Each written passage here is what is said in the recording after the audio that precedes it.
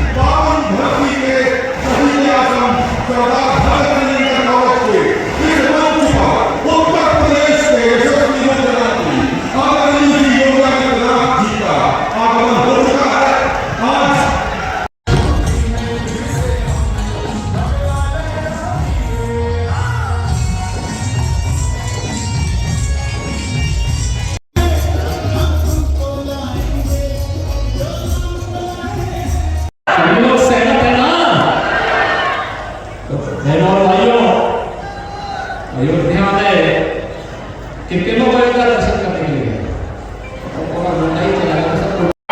भारत माता की, भारत माता की, वंदे वंदे वंदे, जय श्री राम, जय जय श्री राम।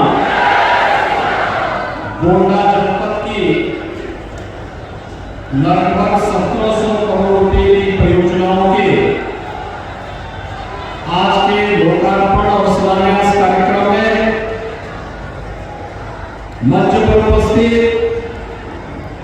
लोकप्रिय सांसद श्री कीर्तिवर्धन सिंह जी, माननीय विधायकगण श्री प्रतीक भूषण जी,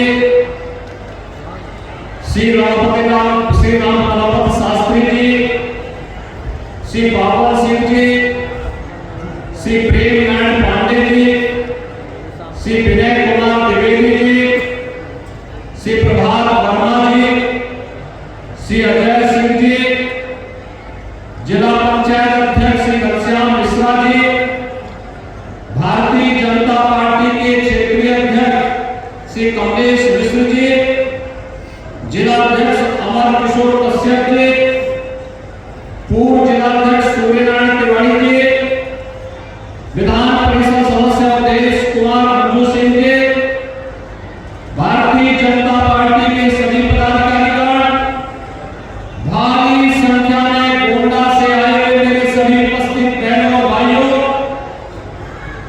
आज गोंडा में मुझे प्रभु राम के अयोध्या में विराजमान होने के बाद पहली बार आने का सौभाग्य प्राप्त हुआ है। गोंडा तो अयोध्या से सटा हुआ जिला है और अयोध्या धाम के विकास का सर्वाधिक लाभ अगर किसी जनपद को प्राप्त होना है, वह जनपद हमारा गोंडा ही है। इसके लिए मैं आपका बहुत धन्यवाद करता हूं। होली के एक बार फिर से 1700 करोड़ रुपए की परियोजनाओं के साथ हमारे जनप्रतिनिधि आपके जनपद के जिनकी मेहनत से जिनके परिश्रम से ये सुविधा आपको प्राप्त हो रही है, इसकी भी मैं आप सबको बधाई देता हूं, आप सबके प्रति अपनी शुभकामनाएं देता हूं। बहनों और भाइयों, आज हमारा देश बदल चुका है। एक नए भारत में हम रह रहे हैं, एक ऐसा भारत जिसने दुनिया में भारत के 140 करोड़ लोगों के सम्मान को बढ़ाया है, उनके गौरव को बढ़ाया है, तो देश के अंदर सुरक्षा का बेहतर माहौल भी दिया है। आतंकवाद, नक्सलवाद सब समाप्त। अब देश सुरक्षा की नहीं बल्कि समृद्धि की एक नित नए प्रतिमान को बढ़ता हुआ आगे बढ़ रहा है। आजादी के अमृत महोत्सव में भारत ने 5वीं बड़ी अर्थव्यवस्था के रूप में दुनिया में अपना स्थान लगाया है। और आज मैं आह्वान करने के लिए आया हूं कि मोदी जी को तीसरा कार्यकाल दीजिए। भारत मोदी जी के नेतृत्व में तीसरी बड़ी अर्थव्यवस्था बनेगा और दुनिया की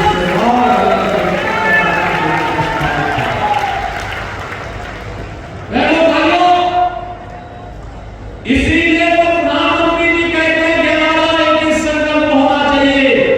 क्या होना चाहिए? हमारा संकल्प विकसित भारत। क्या होना चाहिए?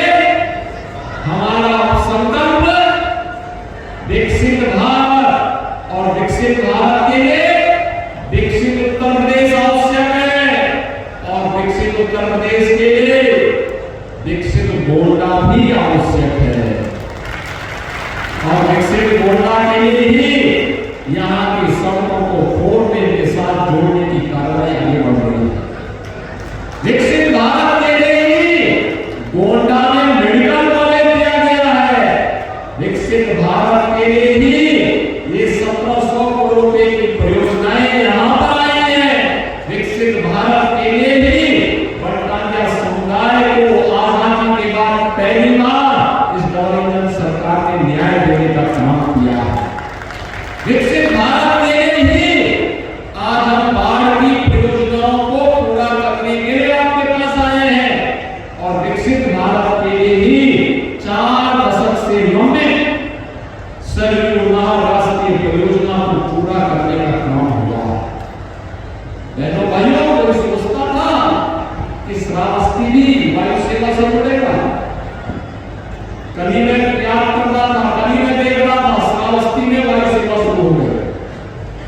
अयोध्या में इंटरनेशनल एयरपोर्ट बन चुका है। गोंडा को अब 4 लेन की कनेक्टिविटी से जोड़ने के लिए, अयोध्या से जोड़ने की बड़ी कार्रवाई को आगे बढ़ा रहे हैं। और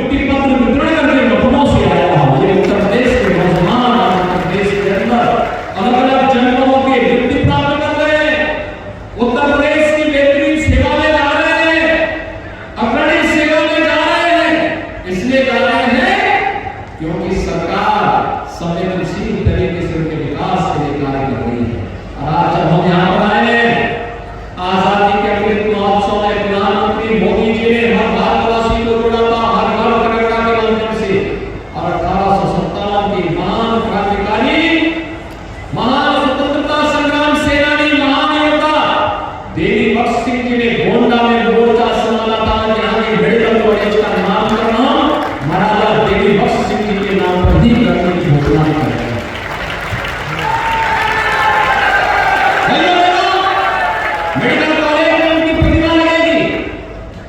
1857 का उनका इतिहास लिखा जाएगा और उनके इतिहास के साथ आने वाली पीढ़ी के लिए एक नई प्रेरणा होगी।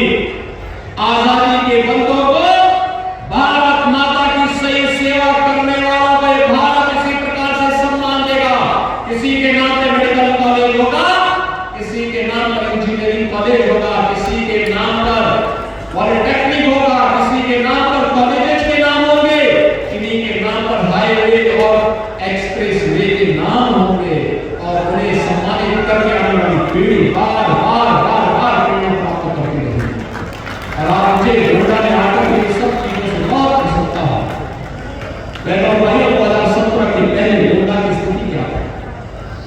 गोंडा स्वच्छता का सर्वे आया था 2017 में, वह 15-16 का था। सबसे गंदा शहर गोंडा था। मैंने प्रतीक भूषण को कहा, मैंने कहा विधायक बने हो, जनता जनार्दन ने आशीर्वाद दिया है, गोंडा को स्वच्छ शहर के रूप में स्थापित और उन्होंने उस समय प्रयास प्रारंभ किया। आज गोंडा साफ दिखाई देता है और मैं कहूँगा मैं अपने जीवन का हिस्सा बनना चाहूँ। मैं आपके जनप्रतिनिधियों का अभिनंदन करूंगा जब भी आते हैं गोंडा के विकास के बारे में बात करने के लिए आते हैं। मैं बल्कि कभी-कभी झड़प लाया कि तुम हमेशा विकास के बारे में बात करते हो। कहते साहब जनता ने इसी के लिए चुना, इसीलिए आए हैं। और बचपन में लोग ऐसे मानते हैं जैसे घर का व्यक्ति हो तो झगड़ा भी करते, कहते नहीं हमें तो चाहिए था जितना विकास। और मैं फिर आज आपको कहने के लिए आया हूं, गोंडा ने और कमिश्नरी ने विकास के कार्यों की कमी नहीं होने दी जाएगी, विकास के लिए पैसे की भी कमी नहीं होने दी जाएगी।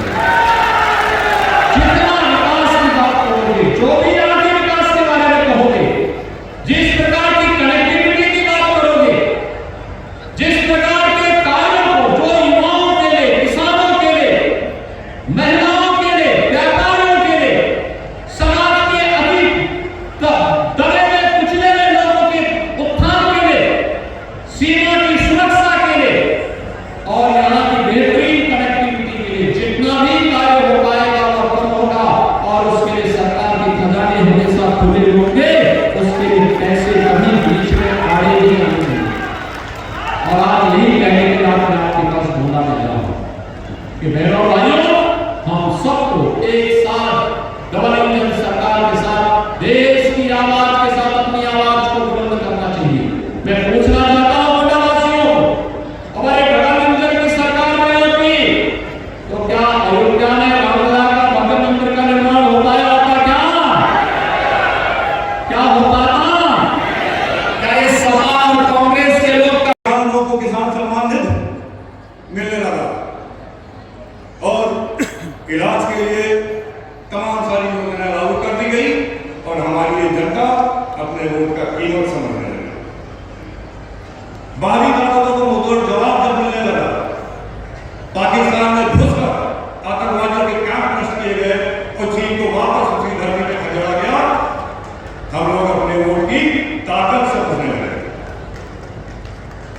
और जो हम लोग सोच भी नहीं सकते थे, जिस तरह यूएई में हमारे देश के लिए एक विशाल मंदिर बनाया गया।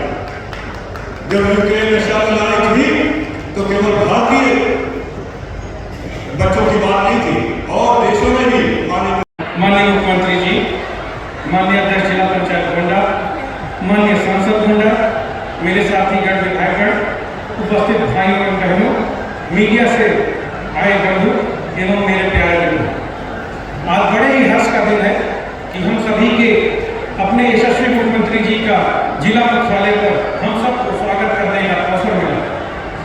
जिला गोंडा जो कि महाराजा देवी बकस सिंह जी की जन्मस्थली महान गौरव गाथाओं से धरोहर को सजाए हुए वर्ष 2017 में यशस्वी प्रधानमंत्री जी के नेतृत्व में केंद्र की सरकार गठित होने के बाद तथा वर्ष 2017 में सपा सरकार के जंगल राज को समाप्त कर माननीय योगी जी के नेतृत्व में प्रदेश सरकार में बनने पर नित नई उपलब्धियां हासिल कर रहा भारतीय जनता पार्टी के सुशासन का जो विजन है, उसी के परिणाम स्वरूप 2019 में भारी बहुमत से केंद्र में माननीय मोदी जी के नेतृत्व में दोबारा सरकार बनी।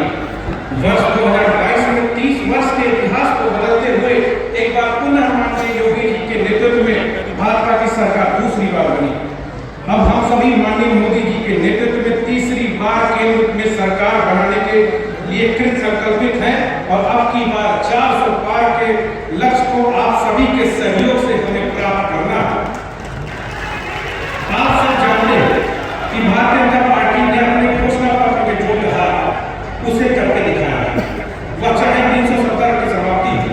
श्री राम मंदिर का निर्माण हो, एक देश एक कानून की बात हो, सभी संकल्पों को हमारी सरकार ने पूरा किया।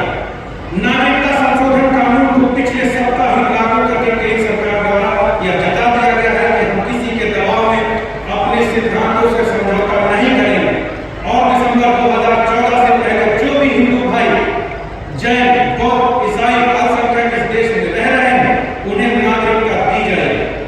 कोरोना की महामारी के समय जब पूरे विश्व में तबाही का मंजर देखा जा रहा उस समय हमारे प्रधानमंत्री जी और माननीय मुख्यमंत्री जी के कुशल नेतृत्व में कोरोना जैसी महामारी से जीत हासिल की गई। केंद्र सरकार द्वारा हर नागरिक को निःशुल्क वैक्सीन के साथ ही साथ लगभग 80 करोड़ लोगों को खाद्यान्न दिया गया और उसे 5 साल तक बढ़ाया भी गया। हमारी सरकार गरीबी रेखा से नीचे जीवन यापन करने वाले परिवारों को जहां एक और आवासीय सुविधा दे रही है, वहीं सभी बीपीएल परिवारों को उज्ज्वला गैस कनेक्शन, विद्युत कनेक्शन दिए जा रहे हैं। पूरे देश में जल जीवन मिशन के अंतर्गत शुद्ध पानी उपलब्ध कराने का कार्य युद्ध स्तर पर कराया भी जा रहा है, जिससे जल जनित बीमारियों को काफी हद तक रोकथाम सरकार कर रही है। मैं अधिक समय न लेकर माननीय मुख्यमंत्री जी के प्रति अपना कृतज्ञता ज्ञापित करते हुए यह आश्वस्त करना चाहता हूं कि हम सभी लोकसभा के चुनाव के लिए पूरी तरीके से तैयार हैं और भारतीय जनता पार्टी के प्रत्याशियों को भारी से भारी बहुमत से विजयी बनाएंगे। जय हिंद, जय भारत। मुख्यमंत्री जी अध्यक्ष से चल चुके हैं। आप